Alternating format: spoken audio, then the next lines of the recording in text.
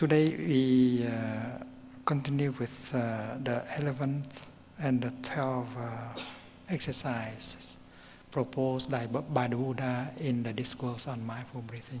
The 11th is concentrating the mind. I breathe in, I breathe out. The 12th, liberating the mind. I breathe in, I breathe out. Of course, we remember the mind here means the mental formation that is present in our mind consciousness. If it is a wholesome mental formation, and then concentrating on it will help it to develop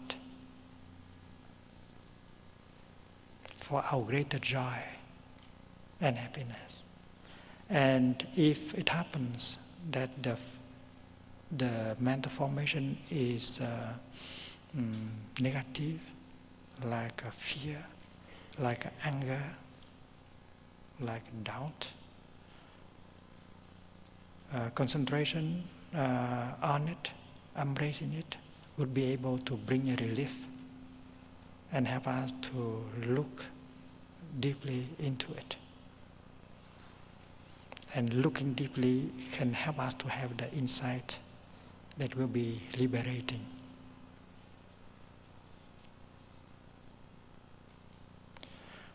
Transformation here is transformation at the base. You don't just get a relief, a momentary relief. It is a true transformation at the base. The Sanskrit word is ashraya paravritti, transformation at the base. And for a transformation at the base to take place, you have to use your practice of looking deeply,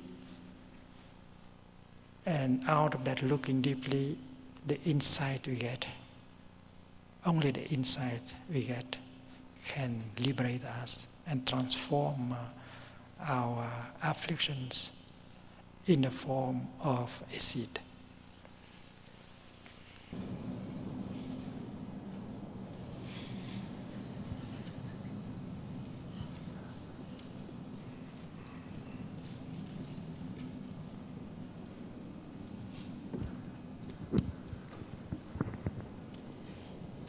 The mental formation is manifested here on the level of mind. But the seed of the mental formation always stay here.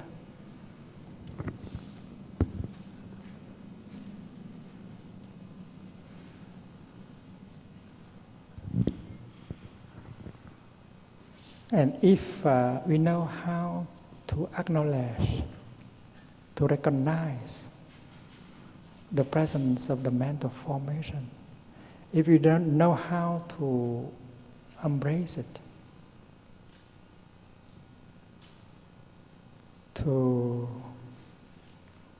calm it down, and to look deeply into it, there will be insight.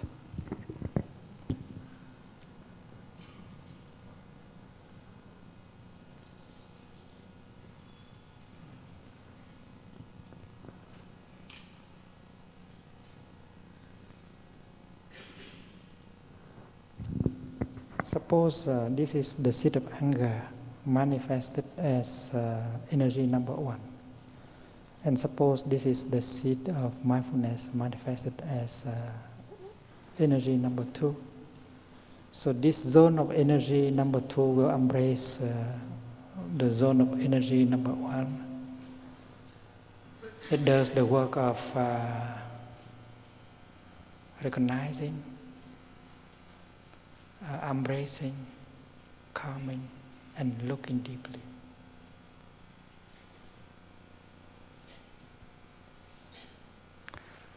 Only when we are able to look deeply into the nature of our suffering that we can find the cause the causes of our suffering, that we can identify the sources of nutrients that have brought this suffering into being.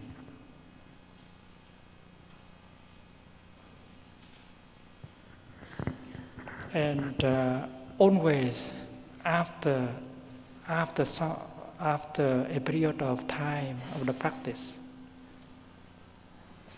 there is a transformation taking place down here at the bottom of our consciousness. And star consciousness is like the support, it's like the base, it's like the foundation of our consciousness.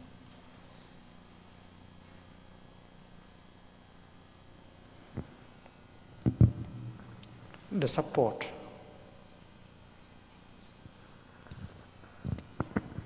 It is this table is the support for this board. And transformation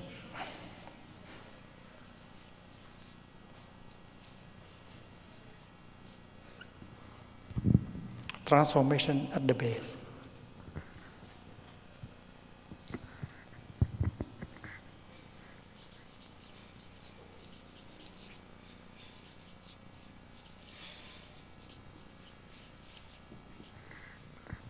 Ashraya is the support, is the base. And paravritti is transformation at the base. Transformation, emancipation can only take place when insight is obtained. And insight is obtained can be obtained unless we practice stopping and looking deeply. And meditation is made of two kinds of elements, shamatha, that is stopping, concentrating, calming,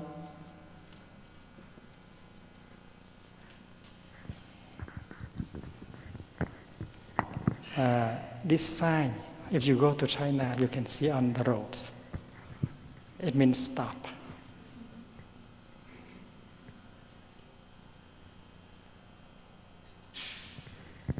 I suggest that sometime you write the sign stop like that. You put it somewhere in your home and you stand in front of it and you practice mindful breathing for 5 minutes or for 10 minutes so that you can realize stopping.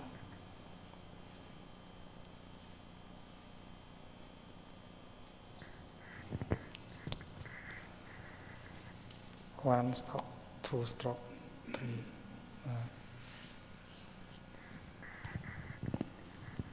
And then the second element of meditation is vipassana.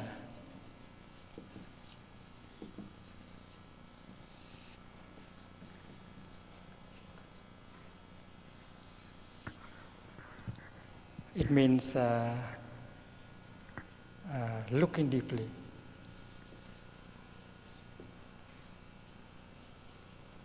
Inquiring deeply, observing deeply, vipassana.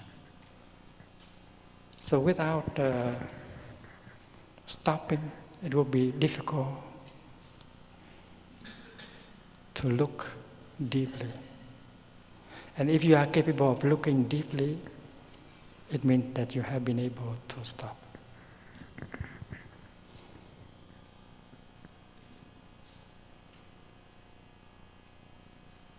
We have to deal with the energy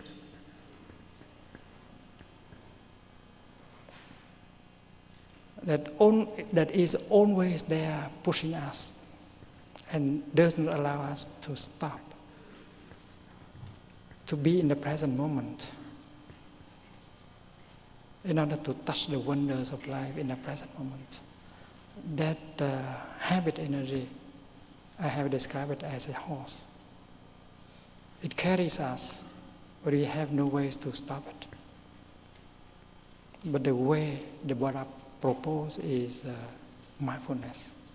Every time we realize that we are restless, we are running, even running during the time of lunch or breakfast, during the time of sitting and being with our beloved one, there's always a tendency to run. So every time we feel that we are restless, we are running, we practice mindful breathing in order to recognize the habit energy. Hello, my habit energy, I know you are there, and you smile to it.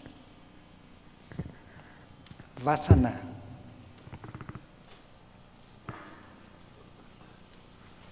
Is the name of that energy. Tập khí.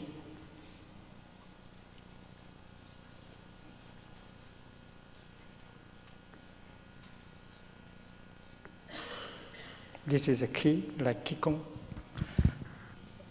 Energy. And this is the habit.